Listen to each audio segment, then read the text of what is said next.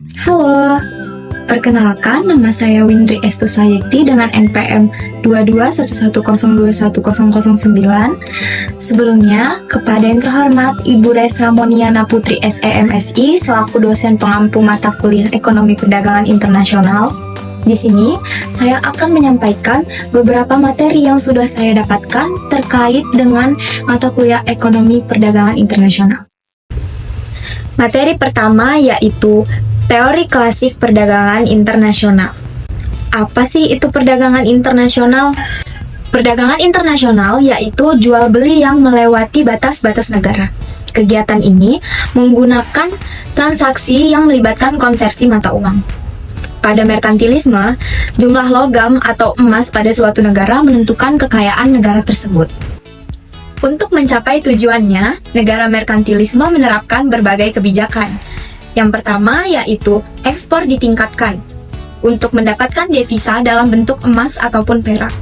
Yang kedua, impor dibatasi untuk melindungi industri dalam negeri dan mencegah keluarnya emas ataupun perak. Selanjutnya ada teori-teori klasik. Yang pertama yaitu absolute advantage dari Adam Smith. Jika suatu negara menghasilkan barang atau jasa tersebut dengan menggunakan sumber daya yang lebih sedikit dibandingkan dengan negara lain, maka negara tersebut dapat dikatakan memiliki keunggulan absolut dalam memproduksi barang atau jasa tersebut.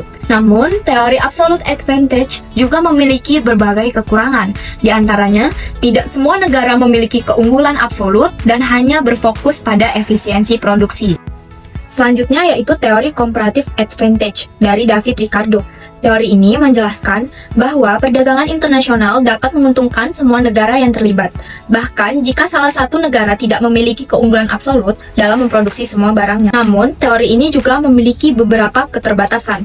Yang pertama, teori ini didasarkan pada beberapa asumsi yang mungkin tidak berlaku dalam dunia nyata, seperti biaya transportasi yang rendah dan tidak adanya hambatan perdagangan. Yang kedua, teori ini tidak mempertimbangkan faktor-faktor non-ekonomi seperti politik, sosial, dan budaya yang mempengaruhi pola perdagangan. Materi yang kedua yaitu skala ekonomi, persaingan tidak sempurna, dan perdagangan internasional. Apa sih itu skala ekonomi? Skala ekonomi atau economic of scale adalah konsep dalam ekonomi yang menjelaskan bagaimana biaya produksi per unit suatu barang atau jasa dapat meningkat seiring dengan peningkatan jumlah produksi. Teori skala ekonomi dibagi menjadi dua. Yang pertama, teori keunggulan komparatif, dan yang kedua adalah teori baru perdagangan internasional. Untuk sumber umum dari skala ekonomi, yang pertama ada pembagian biaya tetap, yang kedua spesialisasi tenaga kerja, yang ketiga penggunaan teknologi, dan yang keempat manajemen yang lebih efisien. Selanjutnya persaingan internasional dalam perdagangan internasional, yaitu kondisi di mana negara-negara dan perusahaan dari berbagai belahan dunia saling bersaing untuk mendapatkan pangsa pasar yang lebih besar. Persaingan ini didorong oleh berbagai faktor, termasuk perbedaan dalam biaya produksi, kualitas produk, teknologi, dan preferensi konsumen. Dampak persaingan perdagangan internasional, yang pertama yaitu efisiensi, yang kedua inovasi, yang ketiga pertumbuhan ekonomi, dan yang terakhir perubahan struktur industri. Kemudian ada beberapa faktor penyebab terjadinya perdagangan internasional. Yang pertama, perbedaan sumber daya alam, yang kedua perbedaan tingkat teknologi, dan yang terakhir perbedaan tingkat preferensi konsumen. Kemudian perdagangan internasional juga memiliki beberapa manfaat, yaitu yang pertama meningkatkan kesejahteraan masyarakat, yang kedua mendorong pertumbuhan ekonomi, yang ketiga mempercepat transfer teknologi dan memperkuat hubungan internasional. Materi yang terakhir yaitu kebijakan perdagangan internasional. Diartikan sebagai berbagai tindakan dan peraturan yang dijalankan suatu negara, baik secara langsung maupun tidak langsung, yang akan mempengaruhi struktur, komposisi, dan arah perdagangan internasional dari atau ke negara tersebut. Beberapa tujuan kebijakan perdagangan internasional, yang pertama melindungi kepentingan ekonomi nasional dari pengaruh negatif, melindungi kepentingan industri di dalam negeri, dan menjaga keseimbangan dan stabilitas neraca pembayaran internasional. Instrumen kebijakan perdagangan internasional. Yang pertama, instrumen tarif. Digunakan oleh pemerintah untuk mengenakan pajak pada barang impor. Tujuannya untuk melindungi industri domestik dari persaingan luar negeri dengan meningkatkan harga barang impor sehingga barang-barang yang diproduksi di dalam negeri menjadi lebih kompetitif di pasar lokal. Bentuk-bentuk kebijakan tarif. Yang pertama ada bea harga, yang kedua ada bea spesifik, dan yang ketiga ada bea campuran. Tujuan dari kebijakan tarif: 1. Melindungi industri lokal dari persaingan impor yang lebih murah dengan meningkatkan harga barang impor.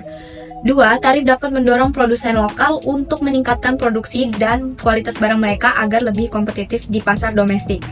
Dan yang terakhir, dengan mengenakan tarif pada barang impor, pemerintah dapat mengurangi jumlah impor dan memperbaiki neraca perdagangan. Kemudian ada instrumen non-tarif digunakan untuk mengatur perdagangan internasional. Kebijakan ini mencakup berbagai langkah yang bertujuan untuk melindungi industri dalam negeri, memastikan standar kualitas, dan mengatur arus barang dan jasa tanpa menggunakan tarif langsung. Kemudian bentuk kebijakan non-tarif, ada kuota impor, subsidi ekspor, hambatan teknis, persyaratan konten lokal, dan pembatasan lisensi. Kemudian ada juga kebijakan substitusi impor, bertujuan untuk mengurangi ketergantungan pada barang impor dengan cara meningkatkan produksi dalam negeri. Kebijakan ini melibatkan pemberian subsidi, proteksi tarif, dan intensif lainnya untuk mendorong pertumbuhan industri lokal. Selanjutnya, tujuan kebijakan substitusi impor. Yang pertama, mengurangi ketergantungan pada impor dengan meningkatkan kapasitas produksi dalam negeri. Yang kedua, menciptakan lapangan kerja baru di sektor industri domestik melalui peningkatan produksi lokal. Dan yang ketiga, meningkatkan daya saing industri lokal dengan memberikan dukungan dan insentif kepada produsen di dalam negeri. Selanjutnya ada kebijakan promosi ekspor.